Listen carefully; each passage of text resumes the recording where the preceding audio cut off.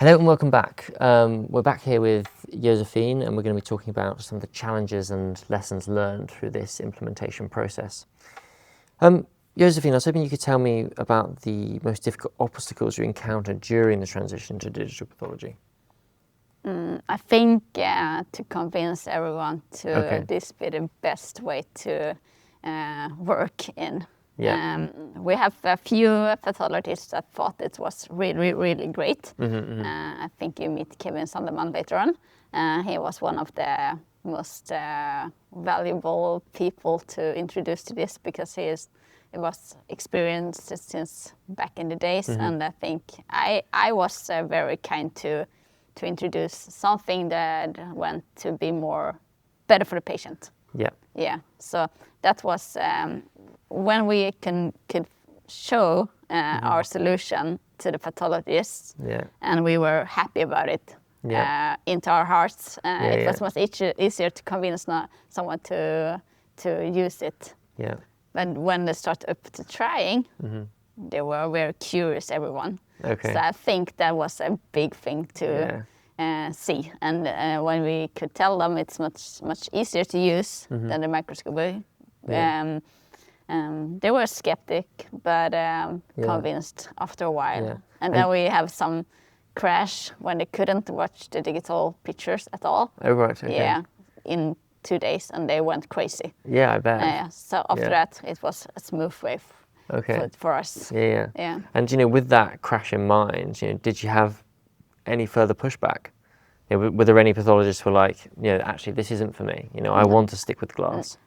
It was strange because it was the opposite. Okay. Yeah. I think the most skeptic one went to, I only want to watch it digital. I don't want the slides anymore. But hey, 2 weeks ago you said the other way around, and I was what happened? Are they crazy or not? But I think this saw the benefits with the digital pathology immediately, and I think it was a good work from Jurko and Andreas that fixed the IT solution in the behind, and I just pushed out the functions in the different system. Yes. And we were lucky in the beginning because our Sectra and Software Point were on the toes and fixed all the bugs in the beginning. Okay. So they got new features all the time. So I think the vendors thought, I tell them I want this function, and then they fix it. But they always have it in the roadmap. But I think we fix it in that way. That's a lovely story, because I think it shows that the implementation was successful when you've got, your naysayers coming back 2 weeks later saying, hey, I want to stay digital. To go back to, focusing on the implementation then, was there more complex or time-consuming parts of that you didn't really expect in the planning phase?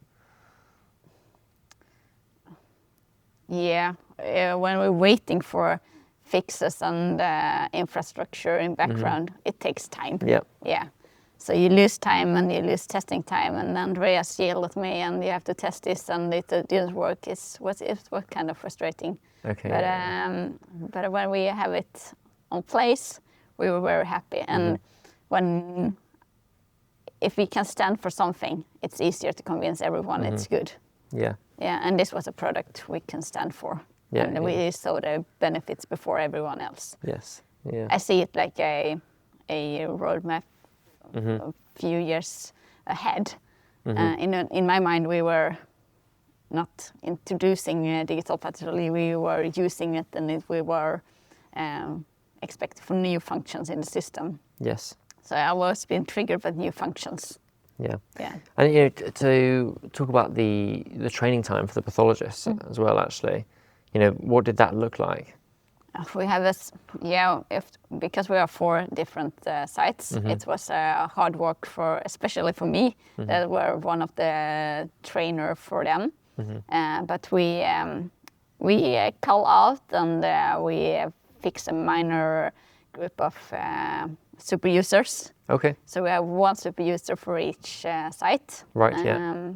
That Kevin, for example, was from Malmö. Yeah. And so they're kind of like your digital pathology champion, I suppose. Exactly. So they were trained to the most important functions in the different system. Yeah. Yeah.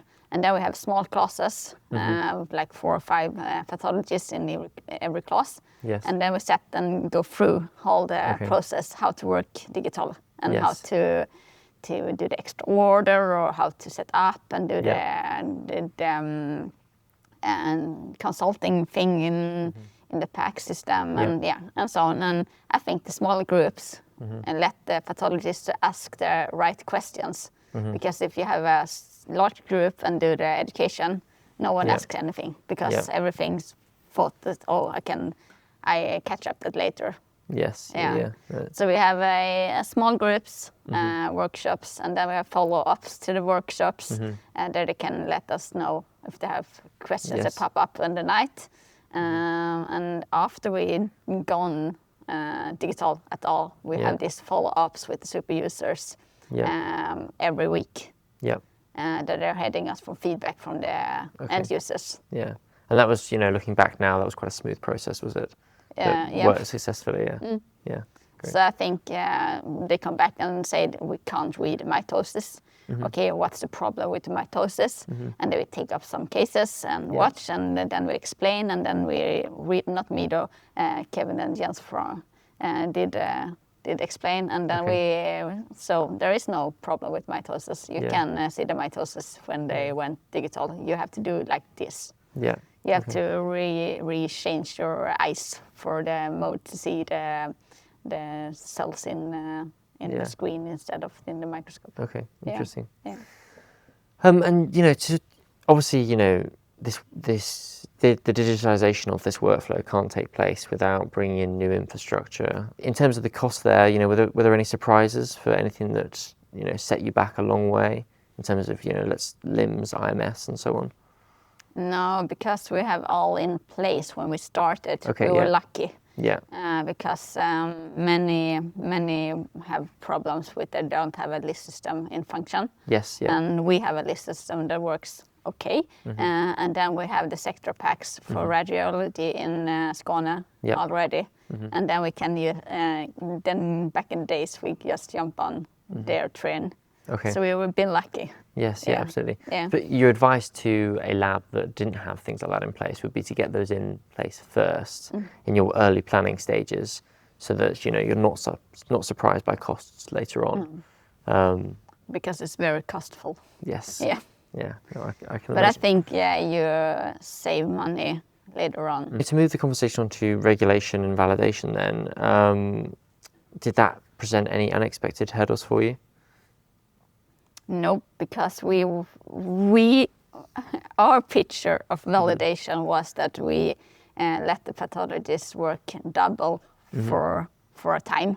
Yeah. They were handing out the slides, and then can do the diagnostics out from the slide or rather from the screen. Okay. After a while, we saw that they preferred the screen before the slides, and we asked why. It's much easier. It's feel more free to do it. Is there any difference in how you put the diagnosis? No, there wasn't. So we did this questionnaire every month that they fill in, and then they were sending it back, and there was more not any questions anymore in this. So I think that was a good way to do as well. Yeah. We didn't do a strict validation from slide to screen. Because in our head, many pathologists from the beginning reading a book, and there is a picture in the book, and then they compare the picture to what they see in the microscope. Sure. So we couldn't see, why couldn't we see the picture in the microscope and see the screen? What's the difference from the picture in the book from the screen? So in my mind, it was you watch in a book, and that's okay, but you couldn't watch in the screen. Why? It's the same. Yeah. So the picture is not changing. Yeah. Okay, with you. But could you talk us through your validation process here? Yeah. We didn't have we didn't do the structure validation process. Okay. The validation was that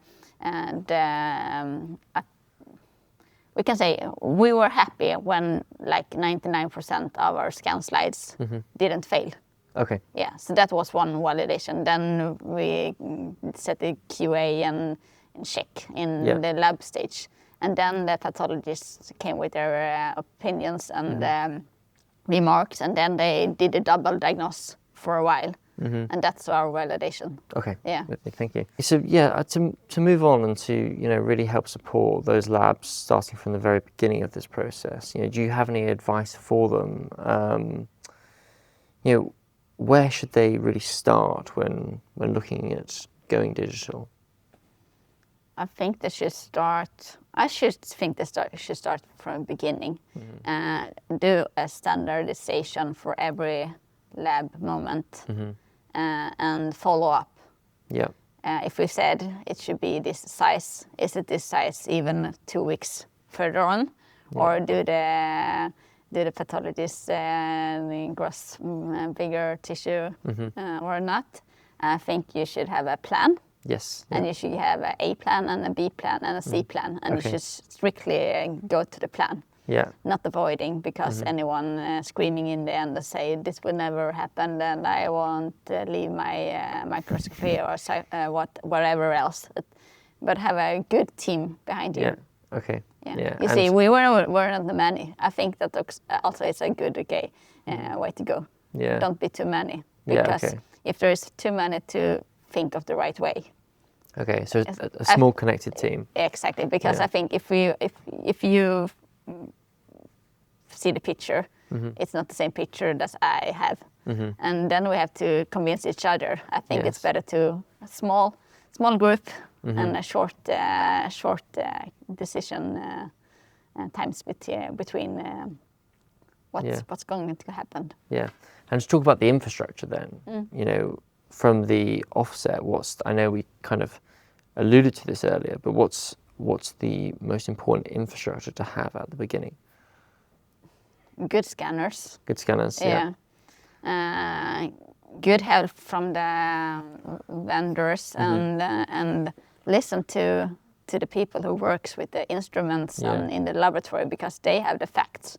You can't change everything in a short while, but you can change many things. Yeah, and obviously you have Hamamatsu here. Did you trial different scanners before you decided to adopt Hamamatsu here? It's in Sweden. You have to do this. What do you call it? Investment by law, and then you can choose. Okay. So we have a lot of people from the industry here to show up their scanners. Okay. So we tried out a lot of different scanners before we set up the Hamamatsu, and the Hamamatsu was the most working to our needs. Yeah. Though. So is that Swedish regulation? Is it? Yes. So we can't pick what we want. Okay. Yeah. So how is that decision made? By a lot of information what we need, and then we fill in what we need, and then the industry puts in yes or no if they can fulfill our needs. Okay. Yeah. And then we went for lucky and have Hamamatsu on place. Okay. Yeah. And it sounds like you've had massive success with those so far. Yeah, I think so.